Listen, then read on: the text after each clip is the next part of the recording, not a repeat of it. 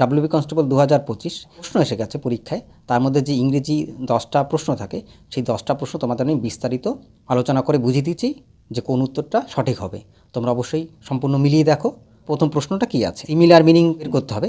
তাহলে কন্ট্রাডিক্ট কথার যেহেতু অর্থ হচ্ছে অস্বীকার করা, তাহলে তার সিমিলার মিনিং কী হবে? টক অ্যাবিউজিভ কথার অর্থ হচ্ছে অপমানকর। অপমানকর কথা সেটা তো হবে না। রিকোয়েস্ট পোলাইটলি মানে অনুরোধ করা হচ্ছে নম্রভাবে, এটাও নিশ্চয় হবে না। কন্টেম্প কথার অর্থ হচ্ছে অবজ্ঞা বা ঘৃণা, এটাও হবে না। ডিনাই এমপ্যাথেটিক্যালি, ডিনাই মানে অস্বীকার করা, আর এমপ্যাথেটিক্যালি মানে জোরের সঙ্গে, জোরপূর্বক অস্বীকার করা। তাহলে উত্তর হয়ে যাবে ডিনাই এমপ্যাথেটিক্যালি। চলে যাচ্ছে আমরা পরের প্রশ্নে। 20 kilometres are not a great distance in this days of fast moving vehicles.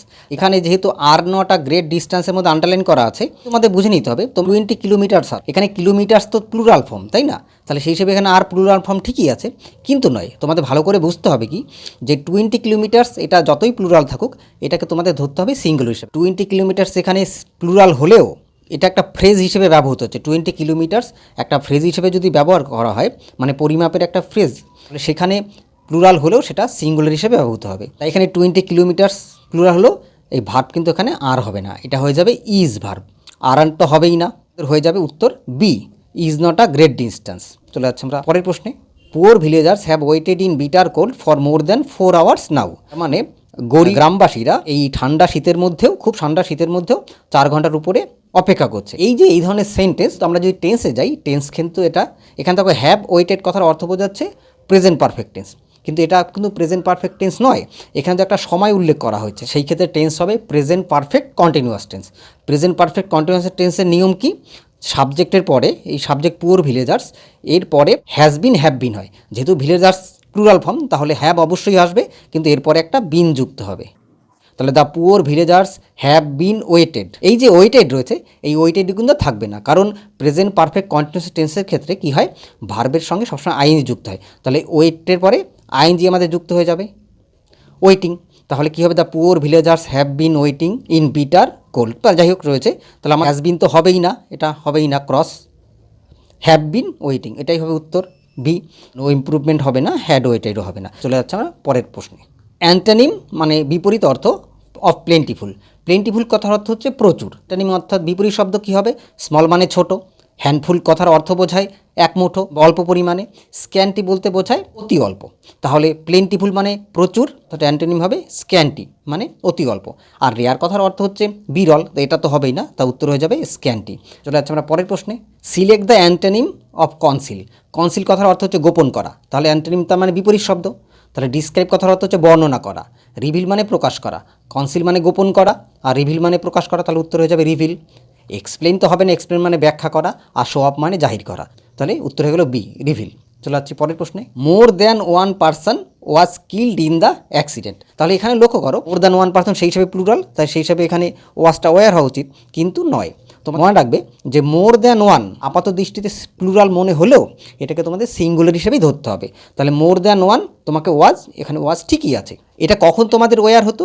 যদি এখানে থাকতো মোর দ্যান ওয়ানের জায়গায় যদি থাকতো more than two, more than three, more than four, তাহলেই কিন্তু ভার্ব তাহলে তোমাদের প্লুরাল নেবে, মানে ওয়ার হতো। কীভাবে মনে রাখবে? দেখো, মোর দ্যান ওয়ান, ও এনি ওয়ান মানে তো ওয়ান বোঝায় এক, মানে এটাকে সিঙ্গুলার হিসেবেই ধরবে, তাহলে ভার্ব নেবে ওয়াজ। তাহলে অবশ্যই যেহেতু ওয়ান আছে, আমরা ওয়াজ ভার্ব ঠিকই আছে।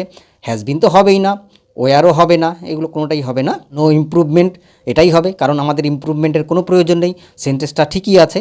তাহলে উত্তর হয়ে যাবে সি, নো মোর ইমপ্রুভমেন্ট। চলে যাচ্ছে আমরা পরের প্রশ্নে। If it will rain the match will be abandon. যদি বৃষ্টি হয় তবে ম্যাচটা পরিত্যক্ত হবে। তাহলে লক্ষ্য করে এখানে, এই যে এখানেও রয়েছে উইল মানে ফিউচার টেন্স, এখানেও আছে উইল ফিউচার। একই সেন্টেন্সের মধ্যে এভাবে, একই সাবজেক্ট একই সেন্টেন্সের মধ্যে এভাবে করে দুবার ফিউচার টেন্স হতে পারে না। আমাদের এরকম সেন্টেন্সটা বলতে হবে, ইফ ইট রেইনস, উইল আসবে না, if it rains the match will be abandon. যদি বৃষ্টি হয় তবে ম্যাচটি পরিত্যক্ত হবে। এইবার তোমাদের একটু বুঝে নিতে হবে যে আমরা এখানে রেইনস লিখলাম কেন, উইল বাদ দিলাম কেন। এটা একটা সম্ভাবনা, যদি বৃষ্টি হয়, এটা আমরা প্রেজেন্ট ইনডেফিনিট টেন্স অনুযায়ী ধরে নেব। তাই তোমরা জানো যে প্রেজেন্ট ইনডেফিনিট টেন্সে ভার্বের সঙ্গে এস বাই এস যুক্তি হয়, সিঙ্গুলার হলে, তাহলে রেইনের সঙ্গে এস যুক্ত হবে, রেইনস। ইফ ইট রেইনস, তাহলে দেখা যাচ্ছে ইফ ইট রেইনস মানে যদি বৃষ্টি হয়, the match will be abandon. বাকিগুলো নিশ্চয়ই আর ওগুলো হবে না, ওগুলো আর বললাম না। তাই এই বিষয়ে তোমাদের একটা সেন্টেন্স বলি, if you will come I will go with you, এটা ভুল হয়ে যাবে। আমরা বলবো if you come I will go with you, যে তুমি যদি আসো তবে আমি তোমার সঙ্গে যাব। প্রথমটা সিম্পল প্রেজেন্টে বলবে, পরেরটা ফিউচার টেন্সে বলবে। চলে যাচ্ছে আমরা পরের সেন্টেন্সে। সিমিলার মিনিং বের করতে বলেছে, তাহলে প্রোহিবিট মানে হচ্ছে নিষিদ্ধ করা, ফরসেক কথার হচ্ছে পরিত্যাগ করা, তাহলে এটা তো হবেই না। এবার হচ্ছে ফরবিট, ফরবিট কথার অর্থ হচ্ছে নিষেধ করা, তাহলে উত্তর হয়ে যাবে বি ফরবিট। প্রোহিবিট মানে নিষিদ্ধ করা, ফরবিডও মানে নিষিদ্ধ করা। ফরবিয়ার মানে পরিহার করা, আর ফরবিট মানে বাজেয়াপ্ত করা। নিশ্চয়ই এগুলো হবে না, তাহলে আমাদের উত্তর হয়ে যাবে ফরবিট।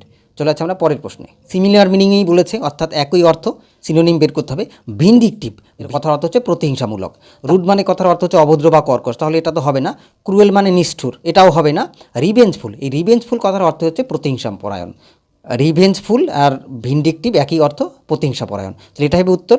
হার্স কথার অর্থ হচ্ছে কঠোর, এটা তো হবেই না, তাহলে উত্তর হয়ে গেল সি। চলে যাচ্ছে আমরা পরের প্রশ্নে। এটাই আমাদের ইংরেজির শেষ প্রশ্ন। কী আছে দেখো, you must complete this work up to Sunday, তুমি অবশ্যই কাজটা শেষ করবে সানডের মধ্যে। তাহলে আপ টু, এখানে আপ টু ইউজ হচ্ছে মানে সানডের মধ্যে করতে হবে। বলেছে আনটিল সানডে, আনটিল কথার অর্থ হচ্ছে যতক্ষণ না পর্যন্ত, তাহলে এটা তো হবেই না। এবার হচ্ছে উইদিন সানডে, কোনো কিন্তু অভ্যন্তরে বা ভেতরে বোঝায়, তাহলে এটাও হবে না। অবশ্যই এখানে নো নয়, আমাদের হবে আপ টু সানডে মানে সানডের মধ্যে করতে হবে, উত্তর হয়ে যাবে ডি বাই সানডে।